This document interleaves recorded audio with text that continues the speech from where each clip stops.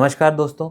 पिछले वीडियो में हमने बात की कि किसी और प्रकार की सर्जरी में जब हम यूरोलॉजिस्ट को इन्वॉल्व करते हैं या बुलाया जाता है यूरोलॉजिस्ट को और यूरोलॉजिस्ट मरीज के रिलेटेड रिश्तेदारों को बुलाकर उनसे बात करते हैं, तो ऐसे सिचुएशन क्यों उत्पन्न होती है और उसकी डायग्नोसिस कैसे होती है। इस वीडियो में हम बात करेंगे कि जब ऐसी सिचुएशन होती है तो यूरोलॉजिस्ट किस प्रकार से इसका उपचार करते हैं। तो सबसे पहले तो ये मैं बता दूं कि फर्स्ट स्टेप जो है वो यूरोलॉजिस्ट करता है, वो अच्छी तरह से चोट का प्रॉपर डायग्नोसिस करता है। अगर पेशाब की नली में कोई चोट लगी है तो वो दूरबीन डालकर उसको देखता है कि कहाँ पे चोट लगी है, कहाँ से ब्लीडिंग हो रही है, नॉर्मल रास्ता कौन सा है और फॉल्स रास्ता कौन सा है। अगर पेशाब की थैली में चोट लगी है तो उसका एक्सटेंट क्या है, कितनी बड़ी चोट है, साथ में कहीं यूरेटर नलियों में भी चोट तो नहीं पहुंची हुई है। इस प्रकार से कंप्लीट इवैल्यूएशन जब हो जाता है तब वो पेशेंट के रिश्तेदारों को बताते हैं कि इस प्रकार से चोट लगी है और फिर एक कंसेंट लेते हैं। कंसेंट फॉर्म में ये होता है कि इस प्रकार से चोट लगी है और हम इस तरह से इसको रिपेयर करने जा रहे हैं, क्या आपकी सहमति है या नहीं है। इसके परिणाम जो भी हैं वो उसमें लिखे रहते हैं और इस प्रकार से जब हम रिश्तेदार हमें कंसेंट देते हैं तो हम चोट को रिपेयर करने की अपनी पूरी सर्जरी करते हैं। तो जब साधारण पेशाब की नली में अगर सिर्फ चोट लगी है और पेशाब के रास्ते से ब्लीडिंग हो रही है तो इसको आसानी से एक पतली सी दूरबीन डालकर पेशाब के रास्ते में अगर कोई सिकुड़न है तो उसको डायलेट यानी चौड़ा किया जा सकता है, पेशाब की नली रखी जा सकती है। प्रोस्टेट की समस्या है तो उसमें भी पेशाब की नली दूरबीन से देखकर डाली जा सकती है और ऐसे में नली को थोड़ा लंबे समय तक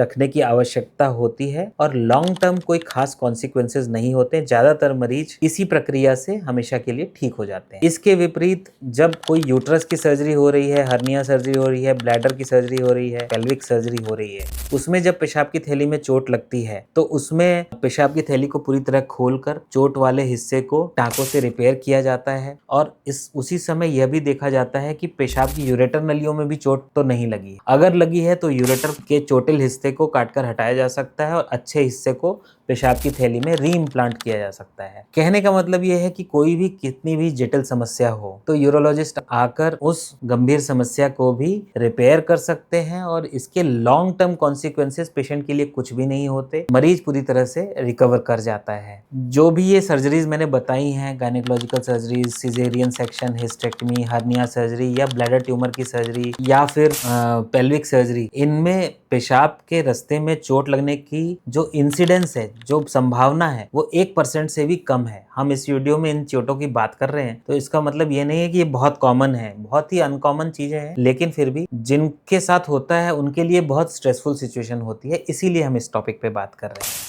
तो इस प्रकार से अपनी चीज़ों को जानिए। कोई सर्जरी होती है उसमें बीच से निकलकर और यूरोलॉजिस्ट आपसे बात कर रहे हैं और आपसे किसी चीज़ की अनुमति मांग रहे हैं तो उन पर ट्रस्ट करिए ताकि आपके मरीज पूरी तरह से सर्जरी से रिकवर कर सके। इस वीडियो में इतना ही। धन्यवाद।